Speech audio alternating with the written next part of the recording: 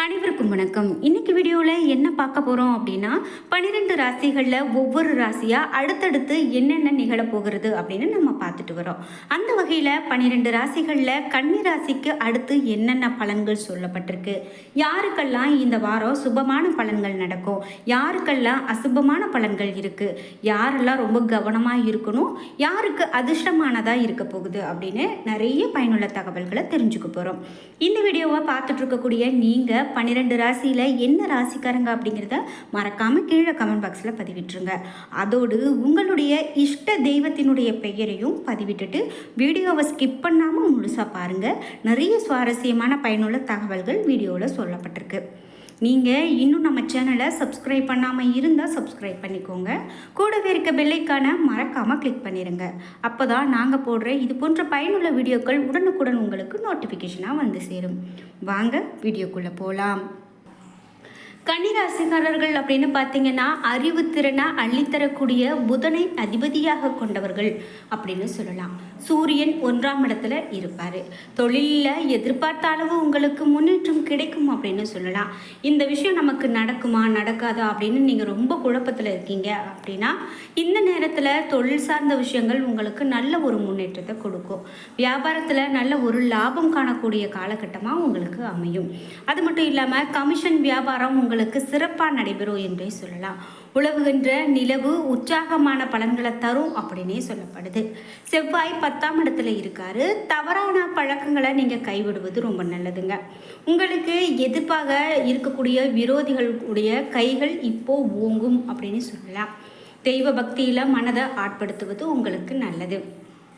வேலை இடங்களில் உடன் இருப்பவர்களுடைய தொல்லை அதிகரித்து காணப்படலாம். அதையெல்லாம் நீங்கள் எளிதாக சமாளிப்பீங்க. இதோடு கொடுக்கல் வாங்கலில் கெட்ட பெயர் வராமல் பார்த்துக்கொள்வது ரொம்ப நல்லது. குரு பகவான் 9ஆம் இடத்துல இருக்காரு.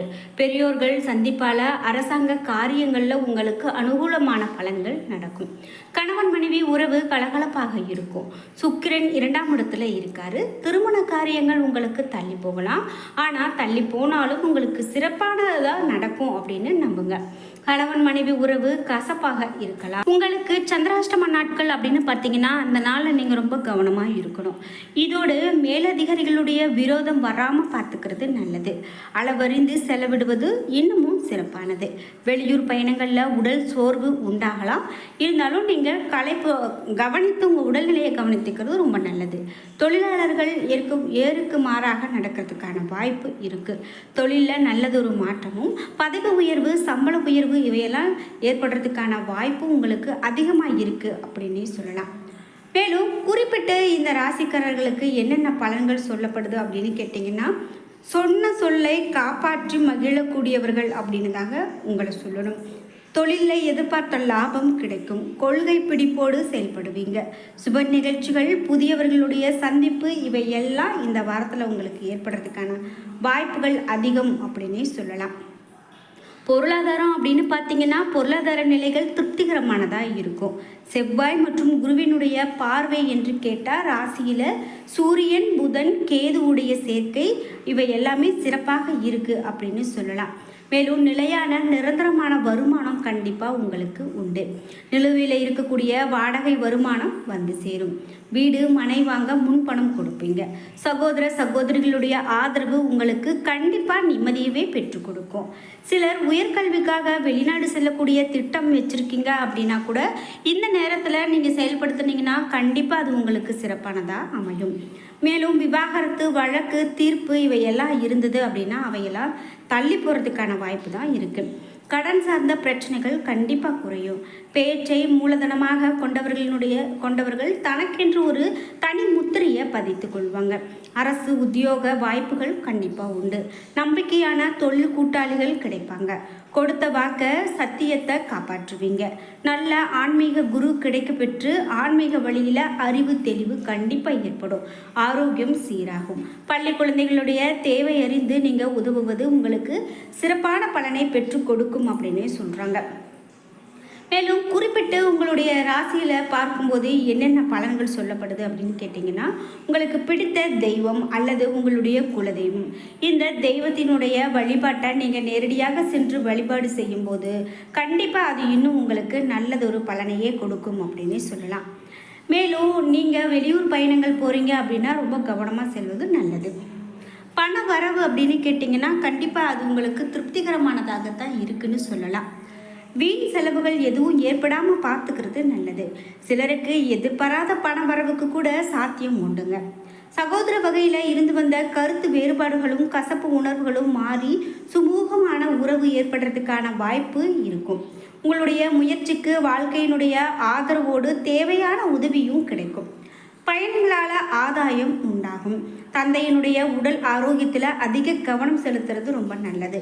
சகோதரர்களால் எதிர்பார்த்த செலவுகள் ஏற்படலாம். மேலும் தாயாரினுடைய உடல்நலில் அதிக கவனம் செலுத்துறது நல்லது. அலுவலகத்தில் கடுமையாக உழைத்தாலும் நல்ல பெயர் கிடைக்கும் அப்படின்னு சொல்ல முடியாது. என்னடா நம்ம இவ்வளவு வேலை செய்கிறோம் ஆனால் நமக்கு நல்ல பெயரே கிடைக்கலையே அப்படின்னு நீங்கள் யோசிக்கலாம். எவ்வளவு வேலை செய்தாலும் உங்களுக்கு இந்த நேரத்தில் நற்பெயர் கிடைக்கிறதுக்கான வாய்ப்பு குறைவாகத்தான் இருக்கும் அப்படின்னு தான் சொல்லணும். அலுவலக பணிகளில் கூடுதல் கவனம் செலுத்துறது ரொம்ப நல்லது. பணிகளை மற்றவர்களிடம் ஒப்படைக்காமல் இருப்பதன் மூலமாக பிரச்சனைகளை தவிர்த்து விட முடியும்.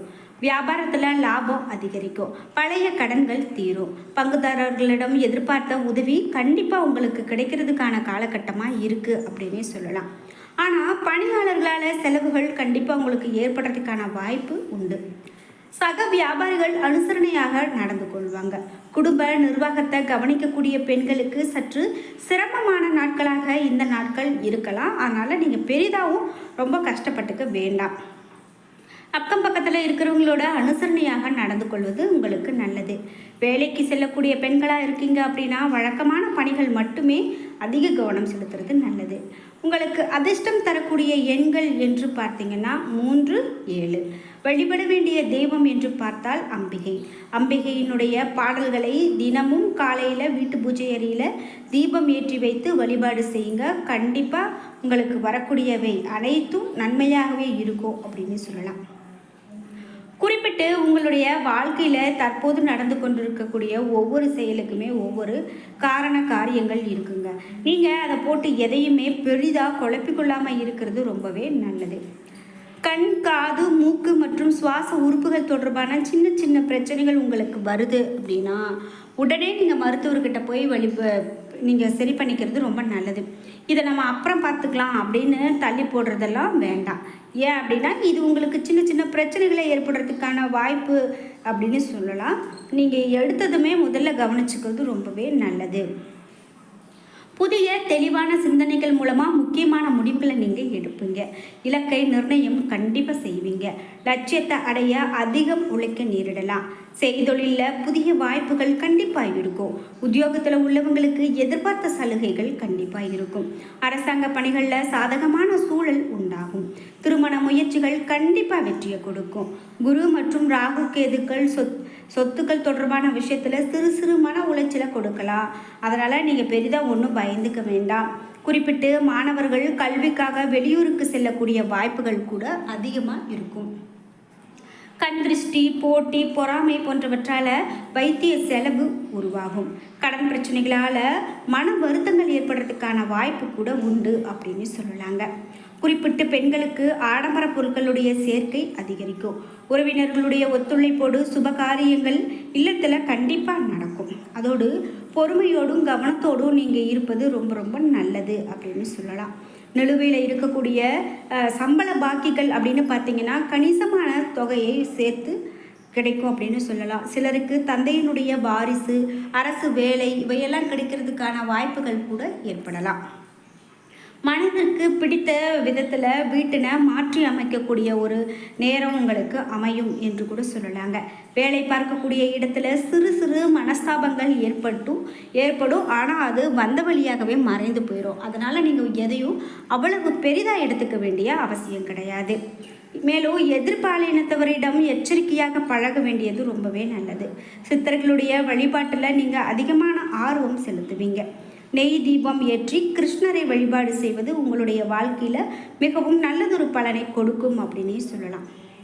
என்ன நண்பர்களே, இன்னைக்கு வீடியோவில் அடுத்தடுத்து பலன்கள் எப்படி அமைய போகிறது என கன்னிராசிக்காரர்களுக்கு தெரிஞ்சுக்கிட்டோம்.